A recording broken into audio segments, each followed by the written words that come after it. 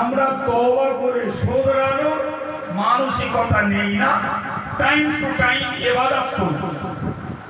কিন্তু ইমাম জাফর সাদিকের বক্তব্য হলো যে যদি ইবাদত আল্লাহর কাছে পছন্দনীয় হওয়াতে হয়, যদি ইবাদত আল্লাহকে সন্তুষ্ট করার জন্য হয়, তাহলে ইবাদতকে শুদ্ধ করতে গিয়ে মানুষকে তওবা করা লাগবে। এটাই ইমাম জাফর সাদিকের শিক্ষা। আপনারা নাম শুনে থাকবেন হযরত পীর জুন্নুন মিশরী রহমাতুল্লাহ আলাইহি। এসব মানুষের কথা বললে আপনারা কি ভাবেন জানি না, তবে আমি আমার ব্যক্তিগত কথা বলছি, নিজেকে মানুষ বলে মনে হয় না, মানুষ বলে মনে হয় না। আল্লাহ আমাদেরকে তার রহমত আর নিয়ামত দান করেন, বলুন আমিন। সম্মানিত ভাইরা আমার, কি বলে আপনাকে বোঝাবো, পীর জুন্নুন মিশরী রহমাতুল্লাহ আলাইহি মিশরের মস্ত বড় সাধক, মস্ত বড় আল্লাহর ওলি। তো দেশে খরা দেখা দিয়েছে, তো লোকেরা পীর জুন্নুন মিশরী রহমাতুল্লাহ আলাইহির কাছে গেছে, যে বলছে হুজুর দেশে তো পানির অভাব খুব, মানুষ তো দূরের কথা পশুদেরও খাওয়ার মতন পানি নেই, তো আপনি যদি একটু দোয়া করেন তাহলে আল্লাহ পানি দিতে পারে। হযরত পীর জুন্নুন মিশরী রহমাতুল্লাহ আলাইহি বললেন, ও বাবা তোমরা ভুল বুঝছো, তোমরা ভুল বুঝছো, আমার মতো পাপিষ্ঠ লোকটা তোমাদের সমাজে বাস করে, যার জন্য আল্লাহ রহমতের বৃষ্টি হয় না। লোকেরা বিশ্বাস করে, কিন্তু ইমাম হযরত জুন্নুন মিশরী রহমাতুল্লাহ আলাইহি ওই লোকটাকে, ওই লোকগুলোকে বললেন, আমি পাপিষ্ঠ, তাই তোমাদের উপরে আল্লাহর রহমতের বৃষ্টি বর্ষণ হচ্ছে না। বলে তিনি নিজের বাড়ি থেকে কাঁদতে কাঁদতে বাইরে চলে গেলেন।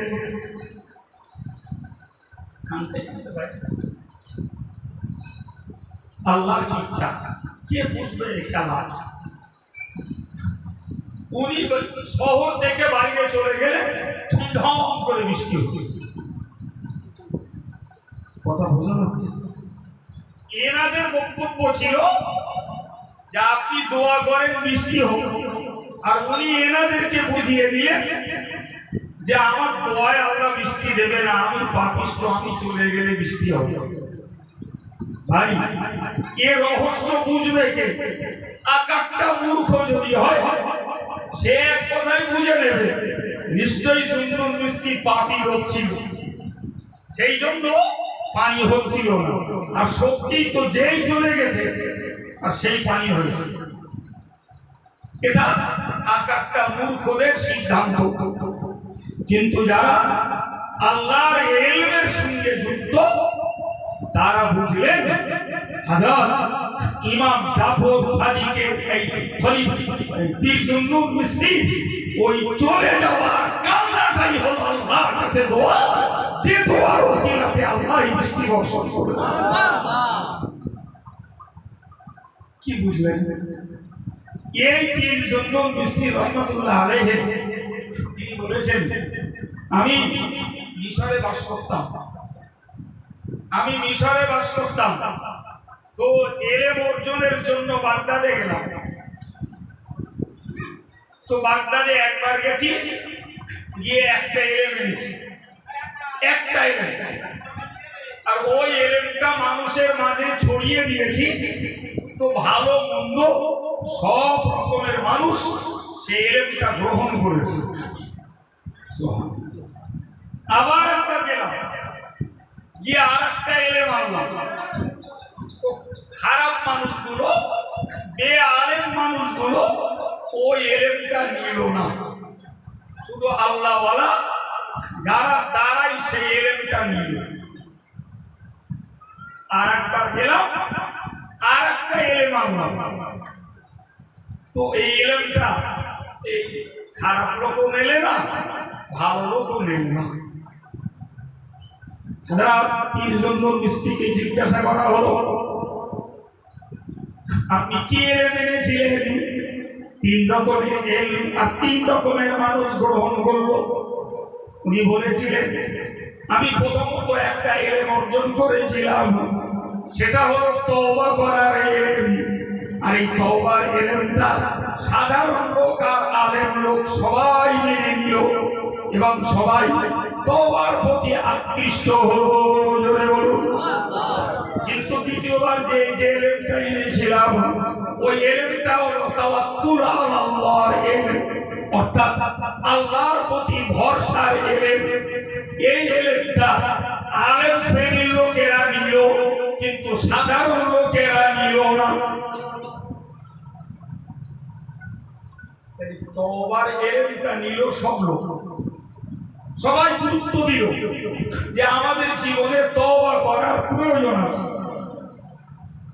আর তাওয়াক্কুল অর্থাৎ আল্লাহ ভরসার এলেমটা আমি আনলাম, সব লোক নিল না। কথা মর্ম বুঝো, কথার মর্ম বুঝো। হযরত পীর হাসান বাসারী হলেন একজন বিখ্যাত তাবী। হযরত পীর হাসান বাসারী হযরত আম্মা জান আয়েশার কোলে মানুষ হয়েছে।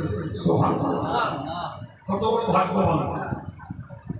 এই মানুষটা বাসরাতে বাস করতেন এবং একদিকে তাবী, আর একদিকে মস্ত বড় আলেম, আর একদিকে মস্ত বড় আল্লাহর ওলি। তিনি বিরাট বড় মুহাদ্দিস। হযরত হাসান বাসারী হাদিসের কোটেশন আমরা পড়ি বা ছেলে পেলেদের পড়াই। তিনি কত বড় দরজার মুহাদ্দিস। আর এই লোকটা পীর, তার কাছে মুরিদ হয়েছে হযরত পীর হাবিব আজমি রাহমাতুল্লাহ। তো একদিন হাসান বাসারী তার মুরিদের বাড়িতে গেছেন। পীর এসে বাড়িতে, তো খাবারের জোগাড় হলো রুটি আর নুন। কি বলেছি বলুন? রুটি আর নুন। পীরও খেতে বসছেন, মুরিদ হাবিব আজমিও খেতে বসছেন। এই সময়ে একজন ফকির বাইরে এসে ভিক্ষা চেয়েছে। হযরত হাবিব আজমি সেই রুটিটা পুরো প্লেট থেকে নিয়ে সবটাই সেই ফকির সাহেবকে দান করেছে। হযরত ইমাম হাসান বাসারী বললেন, হাবিব তুমি লোক ভালো, তবে তোমার যদি একটু জ্ঞান থাকতো না তার খুব ভালো হতো।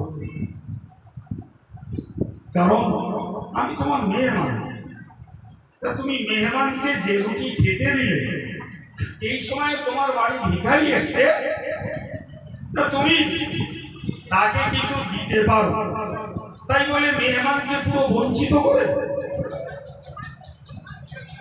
তো হযরত হাবিব আজমি রাহমাতুল্লাহ আলাইহি কিচ্ছু বললেন। অনেক বাদে একজন ব্যক্তি খাঞ্চা ভরে বিভিন্ন রকমের খাবার নিয়ে এসে, সঙ্গে 500 দিরহাম। 500 দিরহাম, 500 দিরহাম মানে মনে ভাবো 500 রুপির টাকা। কত টাকা আছে? উনি খাঞ্চাটা নিয়ে আর সেই 500 দিরহাম গরিব মানুষকে ডেকে দান করে দিলেন। আর এইবারে প্লেটটা নিয়ে হযরত হাসান বাসারীকে নিয়ে খেতে বসে। খাওয়া দাওয়া সব কমপ্লিট। হযরত হাবিব আজমি পীরকে বলছেন, হুজুর আপনি নিঃসন্দেহে খুব ভালো, তবে আপনার যদি একটু আল্লাহ ভরসা বেশি হতো তাহলে আরো ভালো হতো। উনি সাগরকে জ্ঞান দিলেন যে তোমার এলেম বেশি থাকলে ভালো হতো। আর ঠিক সময়ে ঘুরিয়ে হযরত হাবিব আজমি পীর সাহেবকে জ্ঞান দিলেন, আপনি ভালো লোক, তবে আল্লাহ ভরসাটা বেশি হলে আরো ভালো হতো। বললে, হাবিব কেন, কি হয়েছে? বলে হুজুর আল্লাহ পাক কোরআন শরীফে বলেছেন মান জাআ বিল হাসানাতি ফালাহু আশরু আমসালিহা, যে ব্যক্তি এক গুণ নেকির কাজ করে আল্লাহ পাক তাকে 10 গুণ পুরস্কার দান করেন। এই আয়াত অনুযায়ী বলা হয় 1 টাকা দান করলে পরে খালিস নিয়তে যদি দান করে 10 টাকা আল্লাহ তাকে পাইয়ে দেন। বললেন হুজুর আমার আল্লাহর প্রতি ভরসা ছিল, আমি জানি এই একটা রুটি যদি আমি ভিক্ষুককে দান করি বিনিময়ে 10 গুণ খাবার আল্লাহ আমাকে দান করবেন। এই জন্যই আমি আল্লাহ কোরআনকে বিশ্বাস করে আল্লাহর প্রতি ভরসা করে কাজ করেছিলাম। দেখলেন তো আমরা খাচ্ছিলাম শুধু রুটি, আর আল্লাহ আরো কত গুণ খাবার আমার কাছে পাঠিয়ে দিয়েছে এবং সঙ্গে 500 টাকা দিয়েছে, যেটা আমি আরো দরিদ্রকে দিয়ে উপকার করতে পেরেছি। সম্মানিত ভাই, আমি কি বলতেছিলাম যে ইমাম জাফর সাদিক বলতে যে আমি বাগদাদ থেকে একটা এলেম নিয়ে এসেছি তওবা, সেটা সবাই নিয়েছে, কিন্তু দ্বিতীয়বারে যে যখন আমি তাওয়াক্কুলের এলেম নিয়ে এসেছি, আল্লাহ ভরসার এলেম, এটা সব মানুষ নেই। আমি আপনাকে বোঝাতে চাইলাম যে আল্লাহর প্রতি ভরসা করলে বাস্তব ফল কি হতে পারে, এটাই তার জ্বলন্ত প্রমাণ, এটাই তার জ্বলন্ত প্রমাণ। প্রিয় ভাই, এখন যদি আপনি বলেন এটা হাবিব আজমির কারামতি, তাও ঠিক, আর যদি এটা বলেন যে আল্লাহ ভরসা পুরস্কার, তাও ঠিক। হাবিব আজমি রহমতুল্লাহ আলাইহি নিজের জামা কাপড় চাদর নদীর ধারে এক জায়গায় রেখে দিয়ে কোথায় চলে গেছে। পীর হাসান বাসারি ওইখানটায় এসে বললে, এসে দেখছেন যে হাবিব আজমির চাদর জামা কাপড় হাবিব আজমি কই, সাইডে দেখে শুনি কোথাও ফেলে দাঁড়িয়ে আছে, দাঁড়িয়ে আছে। হঠাৎ করে হাবিব আজমি এসে হাজির, তো সালাম কালাম হলো, কুশল বিনিময় হলো। তো হাসান বাসরি পীর তো সাগরেদকে একটু বকার সাথে বললো, হাবিব এ তোমার কেমন কথা, তোমার এই মূল্যবান জিনিসপত্রগুলো তুমি এই নদীর ধারে রেখে চলে গেলে কেউ যদি নিয়ে যায়, তুমি গাছ একটা রেখে গেলে। হাবিব আজমি বললেন, হুজুর আমি ওই আল্লাহর ভরসায় রেখে গেছি যে আল্লাহ আমার চাদরকে পাহারাদারি করার জন্য আপনাকে পাঠিয়েছে। কথা কিছু বলা যাচ্ছে? আমি রেখেছি আল্লাহর ভরসায়, আর ওই আল্লাহ আপনাকে পাঠিয়েছেন আমার মাল চোখের জন্য। আদিবাসীর আর কোনো রোগ নেই, এই হাসান বাসরির আর কোনো রোগ নেই। শুনুন, সেইখানটায় দাঁড়িয়ে হাবিব বললেন, হুজুর আপনি এখানে দাঁড়িয়ে কেন? বললাম আমি একটু নদী পাড়ে ওপরে যাবো, নৌকা অপেক্ষা করছি। তো আপনার সময় আছে, আপনি অপেক্ষা করুন। হুজুর আমি একটু ব্যস্ত আছি, আমি একটু চলে যাচ্ছি বলে বললেন, হুজুর আল্লাহ ভরসা করুন আর এই দুনিয়ার প্রতি অতিরিক্ত লোভ সংবরণ করুন। এটা কার জ্ঞান দিচ্ছে বললেন? মুরিদ পীরের জ্ঞান দিচ্ছে। আর দিয়ে দিব্য পানির উপর দিয়ে আমি আমাদের হেঁটে চলে যাবে। হাসান বাসরি একদম ফ্যালফাল করে দেখছে। বেশ সেদিন পরে পীর মুরিদের দেখা সাক্ষাৎ হলো। বললে, হাবিব সেদিন যে তুমি আমার দাঁড় করিয়ে রেখে তুমি যে পানির উপর দিয়ে হেঁটে চলে গেলে, এই অসাধারণ ক্ষমতা তুমি কোথায় পেয়েছো? কোথায় পেয়েছো? হযরত পীর হাবিব আজমি বললেন, হুজুর আমার ধর্ম জীবনের ওস্তাদ কেউ নয়, আমার ধর্ম জীবনের ওস্তাদ আপনি একমাত্র। আমি আপনার কাছে তওবা করে সুদ খাওয়া ত্যাগ করে দিয়েছি, আপনার কাছে তওবা করে আমি নামাজ কালাম ধরেছি, আপনার কাছে তওবা করে জিকির ফিকির তাসবিহে মনোযোগ দিয়েছি, আপনার কাছে তওবা করে আল্লাহ প্রেমের সাধনা করতে চেষ্টা করেছি, আমার জীবনে যা কিছু সব আপনার দেওয়া শিক্ষা আমল করার ওসিলায়। আমরা শুনলে কি মনে হবে? মনে হবে তাহলে হাসান বসরি মুরিদের যা বলতো নিজে তা আমল করতো, এরকম মনে হতো। এটাই স্বাভাবিক। যে আমল করে হাবিবা যদি নদী পার হয়ে চলে যাচ্ছে, যার কাছ থেকে শিখে সে মানুষটা নৌকার জন্য অপেক্ষা করছে। ঘটনা কি? রহস্য কি? শুনুন, একটা কথা বলি। একটি হাদিসের কিতাবে লেখা আছে, খুব ভালো করে খেয়াল করুন। একটি হাদিসের কিতাবে লেখা আছে,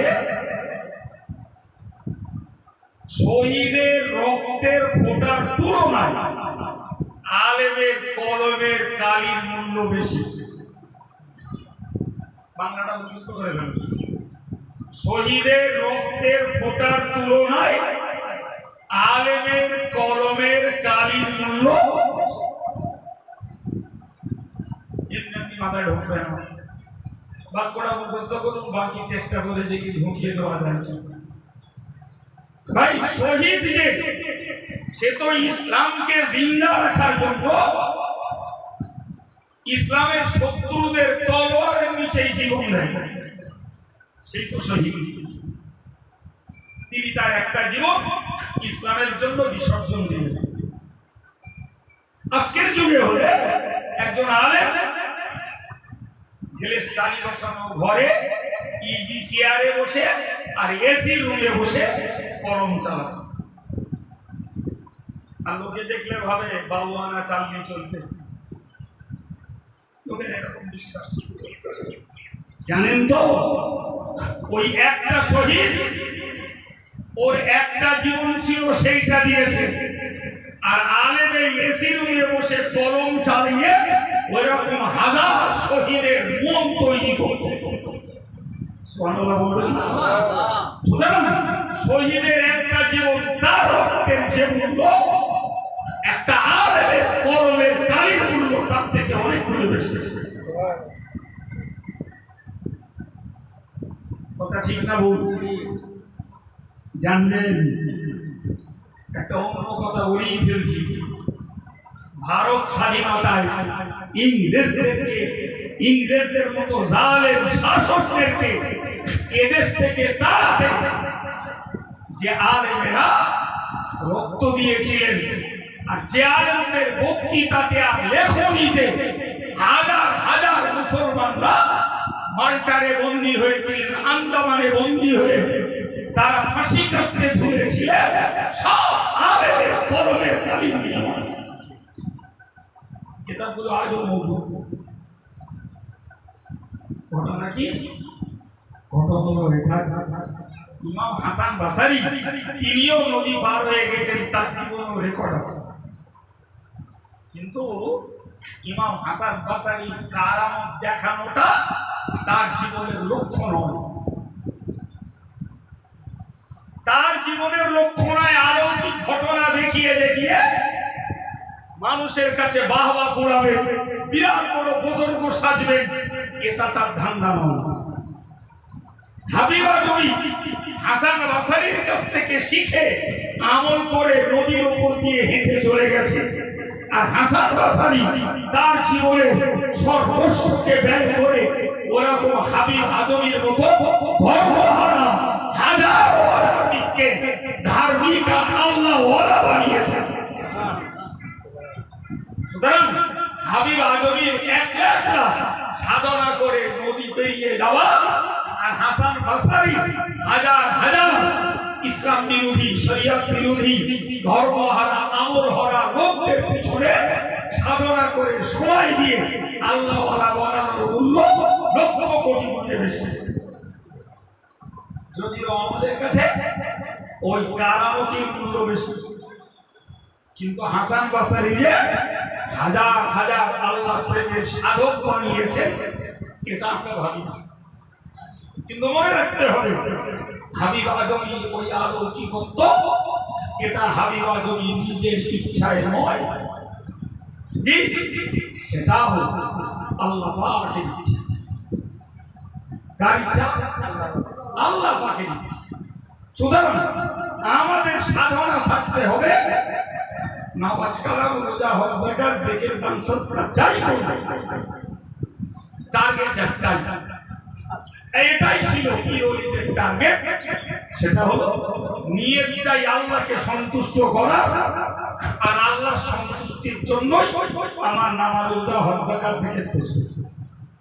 ওই জায়গায় আমাদের মারাত্মক ভুল, আমাদের নিয়তের শুদ্ধতা থাকে না, আর ইবাদত আমল আমরা করে থাকি আলহামদুলিল্লাহ, সেটা স্বভাব, কিন্তু আমাদের আল্লাহর সন্তুষ্টির চিন্তা থাকে না, বরং চিন্তা থাকে একটা ডিউটি পালন করছি, একটা দায়িত্ব পালন করছি।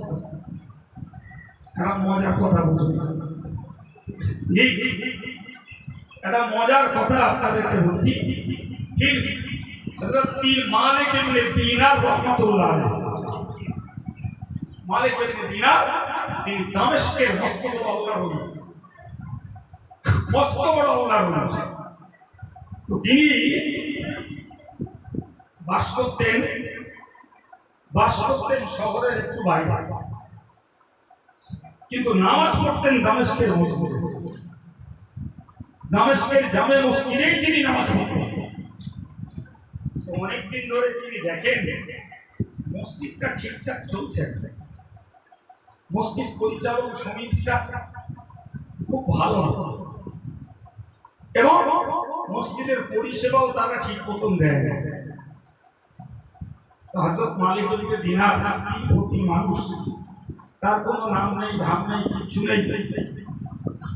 তিনি চিন্তা করলেন এরা যদি মসজিদটা আমার হাতে দিত তা আমি খুব ভালো করে চালাতাম, কিন্তু ওরা তো এমনি দেবে না। উনি একটা পথ খুঁজলেন। পথ হলো যদি কোনো ব্যক্তি সুন্নত হোক, নফল হোক, অজেব হোক ইতিকাফ করে, তো ইতিকাফের জায়গাই হলো মসজিদ। আর মেয়েদের জন্য ইতিকাফের জায়গা বাড়ি, যে জায়গাটায় 5 ওয়াক্ত নামাজ পড়ে ওই জায়গা।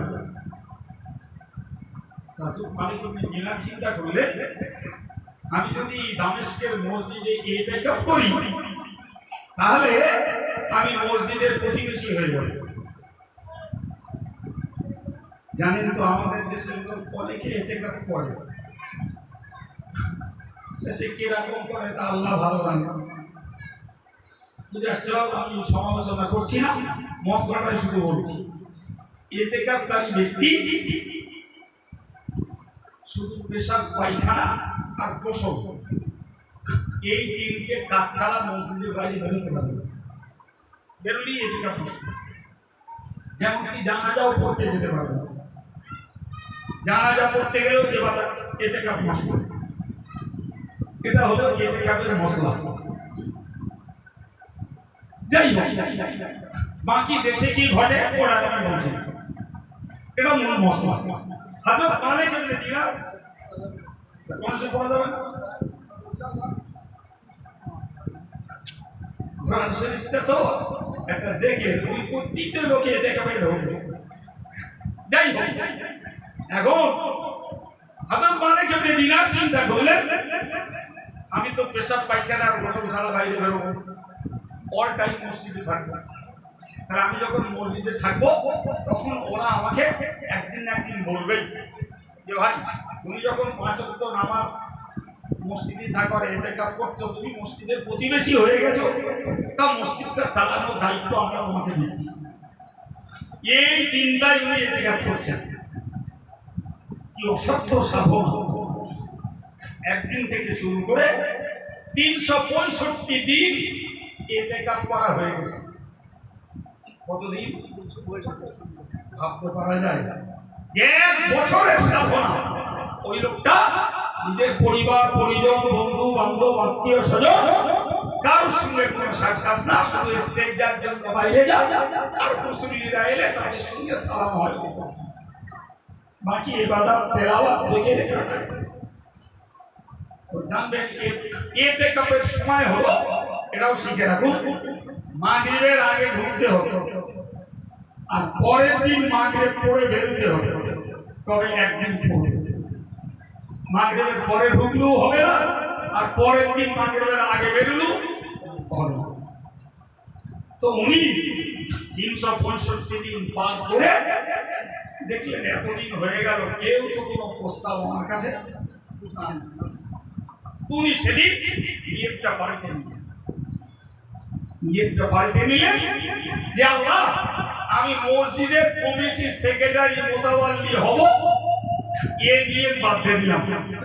আমি আজ থেকে ইতিকাফ করছি তোমার সন্তুষ্টি অর্জনের জন্য। সবে রাতটাকে ডেকেছে, সকালবেলা ফজরের নামাজ পড়ে উনি ওনার ইবাদতে জিকির তাসবিহতে চোখ বন্ধ করে বসবেন। জিকির ওজিফা শেষ করে চোখ খুলে দেখছেন চারিদিকে লোক ঘিরে বসে আছে। কি বললেন ভাই, আপনাদের কি? তো বললে হুজুর, আমরা একটা দাবি আপনার কাছে নিয়ে এসেছি। বলে কি দাবি? আপনি তো ইতিকাফ করে মসজিদের প্রতিবেশী হয়ে গেছেন, এই মসজিদের যদি দায়িত্বটা আপনি নিতেন তাহলে আমরা খুব খুশি হতাম। হযরত মালিক ইবনে দিনার কে দেখে বললেন, ও আল্লাহর বান্দারা, ও আমার দিনী ভাইরা, আমি 1 বছর পর্যন্ত ইতিকাফ করছিলাম এই মসজিদের মুতাওয়াল্লি হব বলে। 1 বছরের ভিতরে আমার দাবি পূরণ হয়নি। সবে মাত্র গত সন্ধ্যায় আমি নিয়ত করেছি আমার ইতিকাফ আর মুতাওয়াল্লি হওয়ার জন্য নয়, আমি তালাক দিয়েছি, মুতাওয়াল্লি হওয়ার নিয়তকে ত্যাগ করে দিয়েছি। আজ থেকে নিয়ত করে নিয়েছি আমি আল্লাহর সন্তুষ্টির জন্য ইতিকাফ করব। বুঝে গেছি যখন মুতাওয়াল্লি হওয়ার চিন্তায় ইতিকাফ করেছিলাম তখন আমার আশা পূরণ হয়নি, যেই না আল্লাহর সন্তুষ্টির আশায় আমি ইবাদতে মশগুল হয়েছি। এখন একদিন পূর্বে ইতিমধ্যেই আল্লাহ আমার উদ্দেশ্যকে সফল করে দিয়েছে। আমি আর মুতাওয়াল্লি হব, আমি আমার 1 বছরে ইতিকাফকে সর্বনাশ করেছি শুধু গদির লোভে। আর আমি দুনিয়ার সম্মান, দুনিয়ার অর্থ, দুনিয়ার গদির লোভে আমার ইবাদতকে আমি নষ্ট করতে আর রাজি নই। আমার সাধ্য অনুযায়ী ইবাদত যে কদিন করব কেবলমাত্র আল্লাহর সন্তুষ্টি লাভের জন্য। প্রিয় ভাইরা আমার, আমরা তো কত রকমের দেখি যে